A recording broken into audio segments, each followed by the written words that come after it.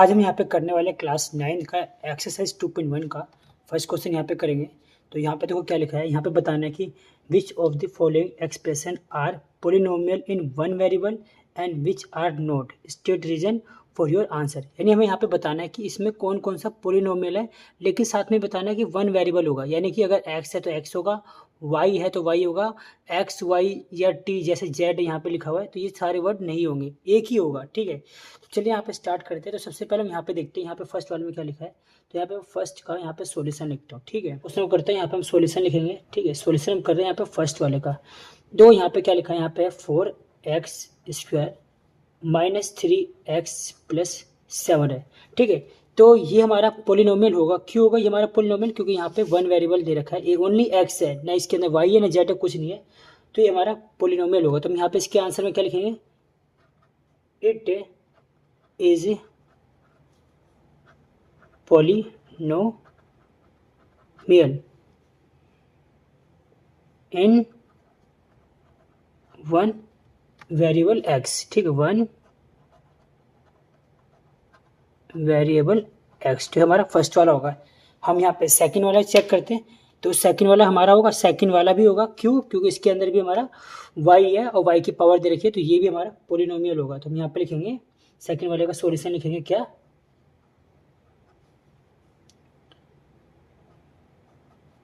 It is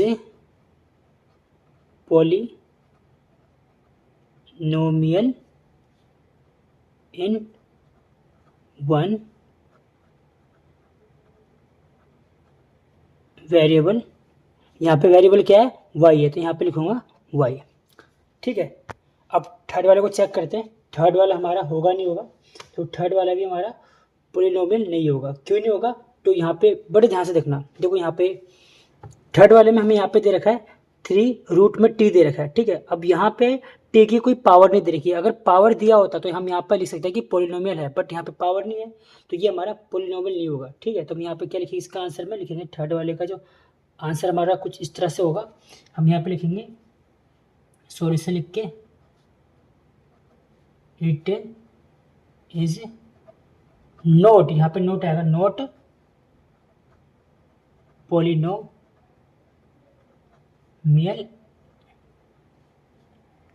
as the power is not whole number. ठीक है, power इसकी क्या है, होल नंबर नहीं है, तो ये हमारा पोलिनोमियल नहीं होगा। ठीक है, अब यहाँ पे हम चेक करते हैं ये वाला फोर्थ वाला। तो फोर्थ वाला हमारा होगा नहीं होगा, यहाँ पे देख लेते हैं। तो फोर्थ वाले का सॉल्यूशन यहाँ पे लिखेंगे, सॉल्यूशन फोर्थ वाले का। ठीक है, तो यहाँ पे देखो y है, इसकी तो कोई पावर दे नहीं रखी। ठीक है, तो ये तो नहीं होगा, बट ये वाला y है, अगर इसकी पावर को ऊपर ले जाएंगे तो इसकी पावर क्या होगी, y की पावर -1 हो जाएगी। तो -1 तो हमारा होता नहीं है, तो हम लिख सकते हैं यहाँ पे फोर्थ वाले में भी क्या लिखेंगे, इस वाले में भी यहाँ पे हमें लिखेंगे कि इज -1 विच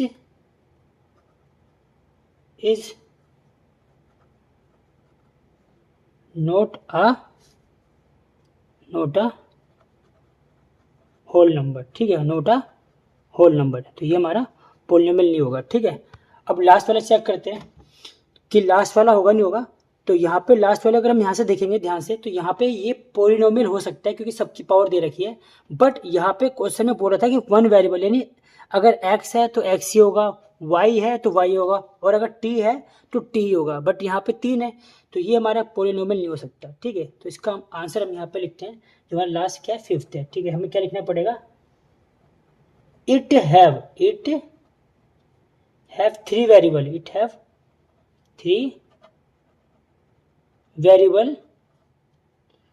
कौन कौन से, x, y एंड t है। ठीक है, तो इट इज नॉट पोलिनोमियल। ठीक है, इट इज नॉट, यहाँ लिख देता हूँ बचा हुआ, पोलिनोमियल वन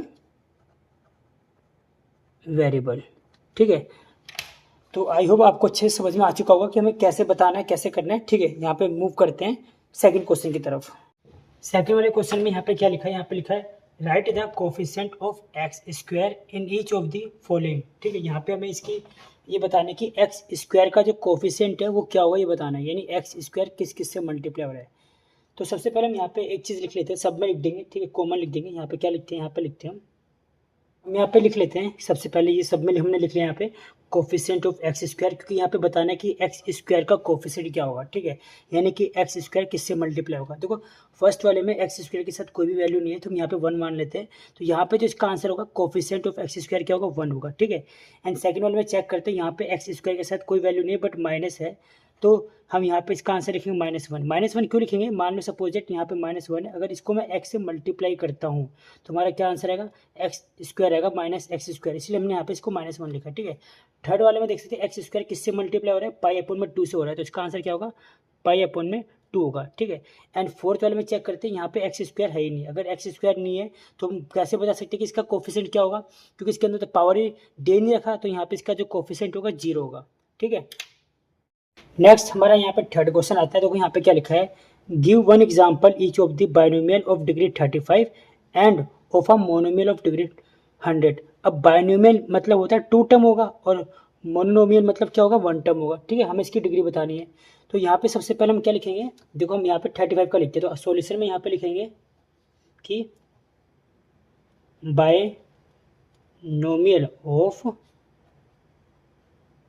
डिग्री 35। ठीक है, तो हमें यहाँ पे बताना होगा कि डिग्री यानी पावर 35 होगी। हम यहाँ पे जैसे मान लो लिख लेते हैं एक्स की पावर 35 लिख लिया, बट यहाँ पे 2 टर्म होंगे तो हम यहाँ पे साथ में वाई भी लिख सकते हैं। ठीक है, एक एग्जाम्पल हो गया, बट इसने एक ही एग्जाम्पल बोला यहाँ पे, बट मैं एक और आपको लिख के दिखाता हूँ। ठीक है, तो यहाँ पे जैसे हम यहाँ पे भी लिख सकते हैं कि 2y की पावर 35, साथ में यहाँ पे हम कुछ भी लिख सकते हैं, जेड लिख लेते हैं। ठीक है, ये हमारे यहाँ पे 2 एग्जाम्पल हो गए, बट एक एग्जाम्पल की बात कर रहा था, तो आपको एक ही एग्जाम्पल लिखना होगा। ठीक है, सेकंड देखो यहाँ पे क्या बोलता है, मोनोमियल यानी एक ही टर्म होगा। ठीक है, तो यहाँ पे लिखेंगे मोनोमियल ऑफ डिग्री 100। ठीक है, तो यहाँ पे सबसे पहले एग्जांपल मान लो हमने यहाँ पे लिख लिया एक्स की पावर 100 लिख लिया।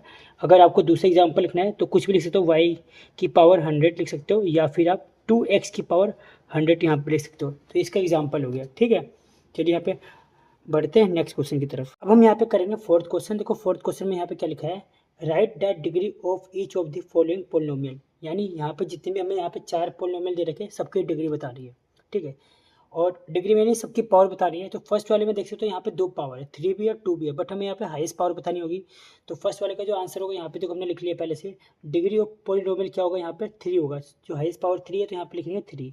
ठीक है, सेकंड में देखो यहाँ पे क्या लिखा है, यहाँ पे लिखा है पावर कितनी 2 है, तो यहाँ पे लिखेंगे degree of the polynomial 2।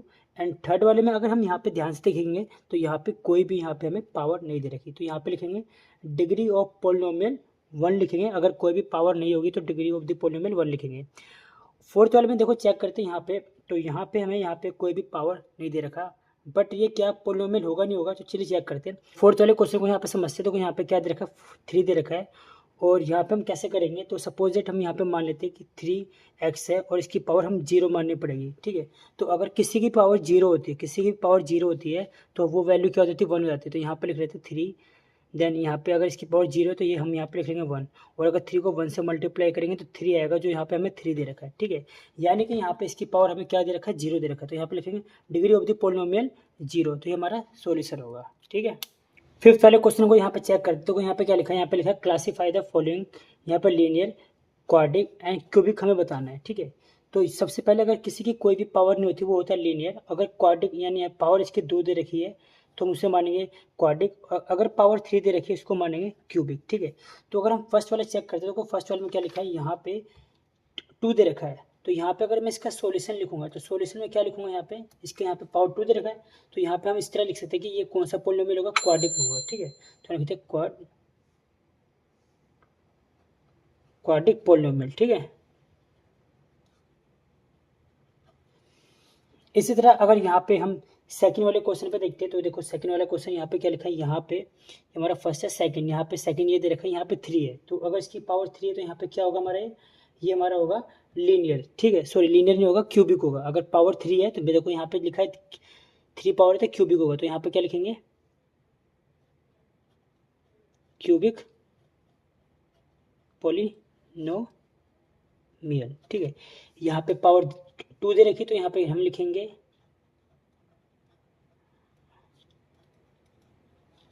Quadric polynomial.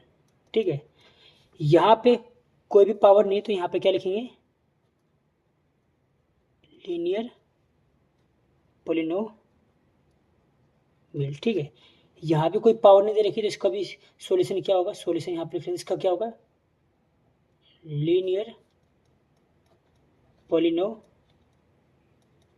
ठीक है, यहाँ पे पावर 2 दे रखी है, तो यहाँ पे इसका क्या होगा, क्वाड्रिक पोलिनोमियल।